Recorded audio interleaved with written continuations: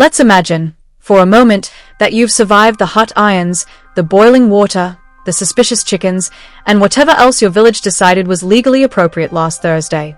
You're not dead. You're not declared a witch. That's progress. Unfortunately, now you're in court, which in medieval times was slightly more organized than being thrown into a river, but only just. The courtroom was the next level of medieval justice, where rules existed but were mostly suggestions, and outcomes were often determined by how loudly one side could shout Latin phrases no one understood. You walk in, expecting something solemn. You get something closer to a bake sale run by ghosts and angry nobles. There are scrolls, robes, and occasionally a dog wandering through with what might be evidence in its mouth. The judge may or may not be sober. The defendant might be a human, or possibly a donkey. The prosecution is often a man with a very large hat and no sense of humor. You, meanwhile, have been accused of something. No one will tell you exactly what, but it may involve apples. Let's be clear, medieval courtrooms weren't like today's courtrooms. There were no lawyers in suits, no air conditioning, and no comforting belief that someone might actually be trying to find the truth. Instead, there were long benches, open windows where birds routinely interrupted proceedings, and a heavy reliance on confessions, preferably loud, emotional ones that could be blamed on the devil or gout. Evidence, when it existed, was usually hearsay, dreams, or an old woman saying she saw something funny on a Tuesday. If someone accused you of stealing their pig, and 3 people agreed that you looked like a pig person, that was basically a conviction. Bonus points if your nose twitched during questioning. Trials were public, of course. Not because it improved transparency, but because everything in medieval justice was about the show.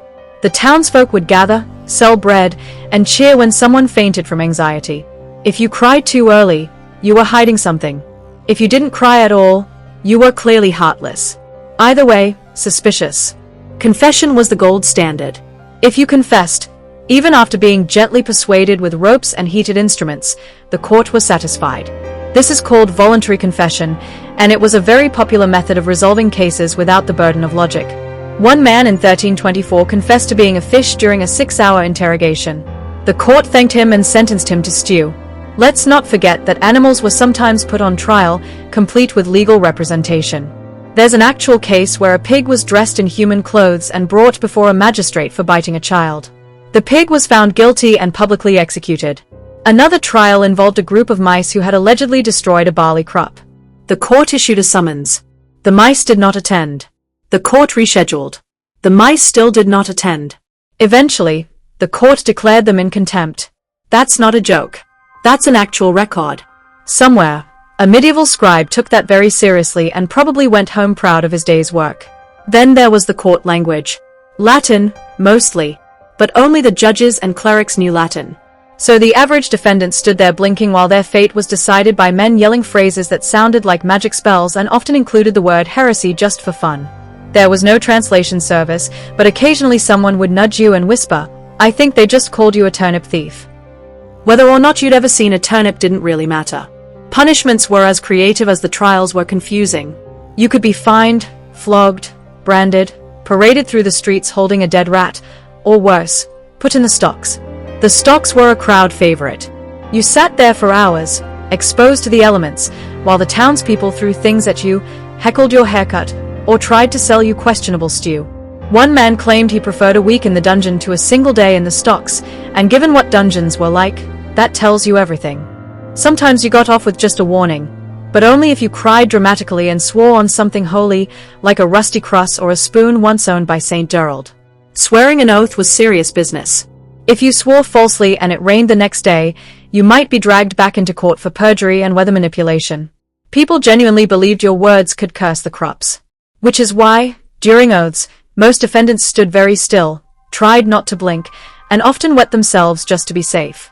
Then there were courtroom duels, which were somehow both legal proceeding and street brawl.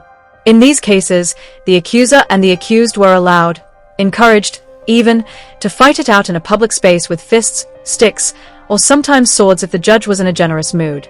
It was less about winning and more about surviving long enough for the crowd to start betting on you. If you passed out early, you were guilty. If you won, the other guy was guilty. Occasionally, both died and the court simply ruled it a draw. Witnesses weren't much better. A witness could be anyone who claimed they felt weird around the accused. That counted. If a cow stopped producing milk after you walked by, your soul was probably corrupt. If you once said the moon looked too big, you were likely a heretic. One case involved a man whose shadow didn't fall right and he was accused of consorting with dark forces. The judge agreed. Sentenced him to 7 lashes and a week eating nothing but lentils. Court scribes were the real winners. They got to write it all down in fancy handwriting, often adding their own dramatic flair. The accused did protest as much, yet the goose remained suspiciously quiet. One wrote in 1403. That case ended with the goose being released and the man fined for slander against fowl. You can't make this up. Actually, you don't have to. History already did. Let's not forget ecclesiastical courts, where church officials handled moral crimes. Things like adultery, blasphemy, and forgetting to tithe. The punishments? Long lectures, pilgrimages, or wearing a wooden sign that said "I have sinned" while being hit with feathers by children.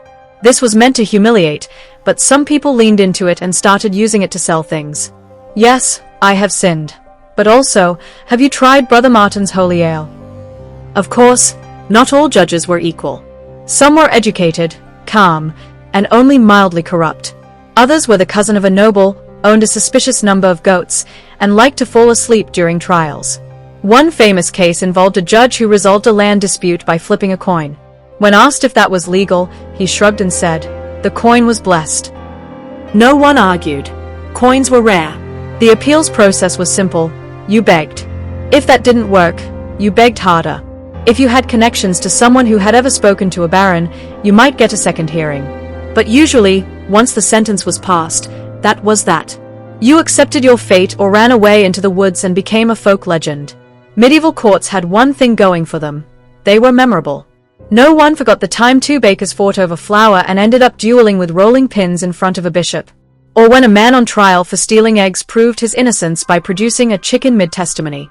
"She came back to me," he cried. The judge wept. The crowd applauded. The chicken laid an egg on the bench and was declared divine. Again, real case. Real egg. The problem wasn't just ignorance. It was the belief that justice had to feel right to the crowd. Truth was flexible. Drama was essential. And sometimes, if you were lucky, someone important got distracted by a juggling minstrel and your trial was postponed indefinitely. That's how one man avoided sentencing for 5 years. The court kept forgetting what he was accused of, and he just kept showing up and nodding respectfully. Eventually they made him the scribe. In the end, medieval courtrooms were chaotic theaters where guilt was a suggestion, innocence was a performance, and paperwork was mostly decorative. But they served a purpose. They kept people afraid, entertained, and just superstitious enough to avoid sneezing near nobility. And that, according to the powers that be, was what justice was all about.